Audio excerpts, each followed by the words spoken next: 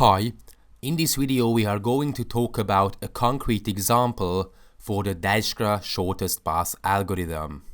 So as we have discussed in the source code section, first we have to initialize all the vertices in the graph. And in this situation the starting vertex will be the vertex A, so the distance is going to be set to 0. And all the other minimum distances for other vertices in the graph is initialized to be infinity. Of course, we have several directed edges. These edges will have some weights, for example 5, 15, 3, 9 and so on. So in this graph we would like to find the shortest path from the vertex A to vertex G, and we would like to construct the shortest path tree that's going to yield all the shortest paths from the starting vertex to all the other vertices. So we start from vertex A. We consider all the neighbors. A has the neighbors B, H and E. It takes 5 units to get from A to B. It takes 8 units to get from A to H because the edge weight is 8, and it takes 9 units to get from A to E because the edge weight is 9. Okay, so for node B we have to decide what is smaller, 0 plus 1. Why 0? Because the starting vertex has the minimum distance 0 and the edge weight is 5. So what's the greater, 0 plus 5 or infinity? Because the minimum distance for vertex B is initialized to be infinity. 5 is smaller, so we have to update the minimum distance for node B, plus we have to track predecessor when we update. Okay, if we do not update, then we do not have to update the predecessors as well. In this situation we updated the minimum distance for vertex B to 5, and we tracked that, okay, we came from the vertex A. What about the node H? We have to decide what's greater, 0 plus 8 or infinity. And because 8 is smaller, so we have to update it. So that's why the infinity has been updated to 8. What does it mean? That it takes 8 units to get from the starting vertex to the edge. Okay, we haven't considered all the possibilities, but so far this is the best solution. What about the E? We have to decide 0 plus 9 or infinity. Of course 9 is smaller, so we update it.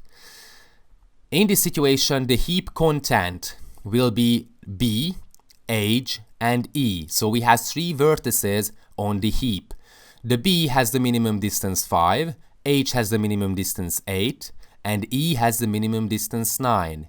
We have to take the minimum, so the B. We have to make the decision according to the minimum distance. So we know that 5 is the smaller out of 8, 9 and 5, so that's why we are going to visit the node B. And of course we remove it from the queue and we set the vertex A to be visited, so we are not going to consider it anymore. We are standing at the B and we visit all of its neighbors, the D, the C and the H.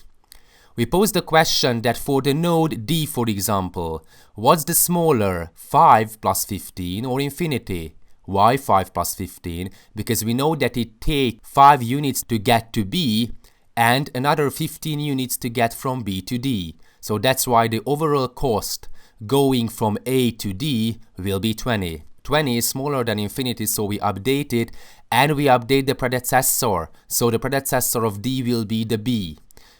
Okay, for the node C we have to decide at what's smaller, 5 plus 12. Why? Because 5 is the minimum distance to get to B. And it takes another 12 units to get from B to C. So that's why 17 is smaller than infinity, so we have to update it, and we have to update the predecessor of C pointing to B. Okay, then what about the age? We have to decide whether 5 plus 9 is smaller than 8. It's not greater, so we do not modify the minimum distance for age as well as that we do not modify the predecessor. Because in this situation we know that the shortest path from A to age is to go directly from A to age. We don't have to visit the B first and then go from B to H because it would take more cost. And of course we are looking for the shortest path. Okay, so we consider B done. We don't have to bother it anymore. So in this situation we have 4 vertices on the heap: the D with minimum distance 20, node C with minimum distance 17, node H with minimum distance 8, and node E with minimum distance 9. We have to take the smallest one, which is the H, and we have to remove from the heap. And we have to consider all of its neighbors, the C and the F. We pose the question that, okay, what's smaller, 8 plus 7 or 17? Why 8 plus 7? Because in the previous steps we came to the conclusion that so far the shortest path is going to yield 8. So it takes 8 units to get from the node H, and it takes another 7 units to go from H to C. 15 is smaller than 17, so we update the minimum distance for vertex C as well as update the predecessor. C has the predecessor B, but because 15 is smaller than 17, we come to the conclusion that we come from H, so we update the predecessor accordingly. Okay, what about the F? We have to decide whether 8 plus 6 or infinity is the smaller one. Of course 14 is smaller, so we update it as well as the predecessor. The predecessor of F is going to be H. Okay, then the heap content will be D, C, F and E.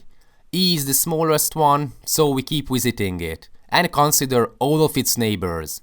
And we pose the same question: what's the smaller when we visit the node H? 9 plus 5, which is 14, or 8. Of course 8 is smaller, so it's good.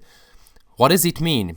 It means that the shortest path so far from A to H is going directly from A to H. We don't have to visit E first and then go from E to H, because it would take more costs. Okay, then what about the node F? We have to consider whether 9 plus 4 is greater or 14. Of course 13 is greater, so we have to update the predecessor of F as well as the minimum distance of F. Then we have to consider the G. What's greater, 29 or infinity? Of course 29. And we consider all of its neighbors. The heap content is D, C, F and G. Of course we have to pick the smallest one. We can do it with the help of a heap. It's very important that heap data structure is very good for these kinds of problems. And we have to visit all of its neighbors. Have to decide whether 13 plus 1 is greater or 15. Of course 14 is smaller, so we have to update the min distance to C and we have to update the predecessors. We have to visit the G, so we have to decide whether 26 or 29 is greater. Of course 26, so we update the min distance for node G. And it's done. Then in the heap we have the D, the C and the node G. Of course the node C is the smallest one. We take out it from the heap, we visit all of its neighbors, we decide whether 17 is greater or the min distance for vertex D, which is 20. Of course 17 is smaller, so we update the min distance of vertex D and we update the predecessor as well. We visit the next neighbor of C, the node G, and we decide whether 25 is greater or 26. Of course 25, so we update it. We have 2 items in the heap now, the D with min distance 17 and the G with min distance 25. Of course D is the smallest one, so we keep visiting its neighbors. We decide whether 17 plus 9 is greater or 25. Of course 25, so nothing happens, we do not update. And of course the last item is G. It doesn't have any neighbors, so we terminate our algorithm. And we come to the conclusion that with the help of the predecessor, we are able to construct this shortest path tree.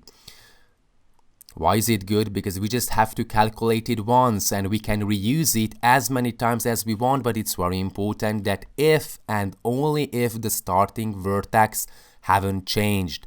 So if we're starting from the A, okay, we can decide whether what's the shortest path from A to C.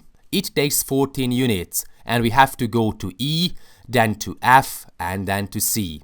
What's the shortest path to G?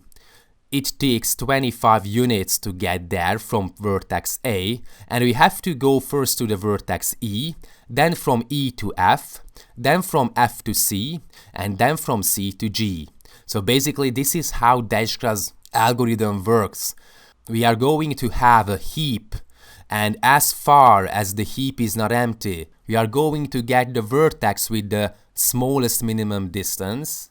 We are going to consider all of its neighbors, and if there's a better solution, then we are going to update the min distance and the predecessors for its neighbors, and we keep iterating as far as the heap is not empty. So that's all about Dijkstra's algorithm. Thanks for watching.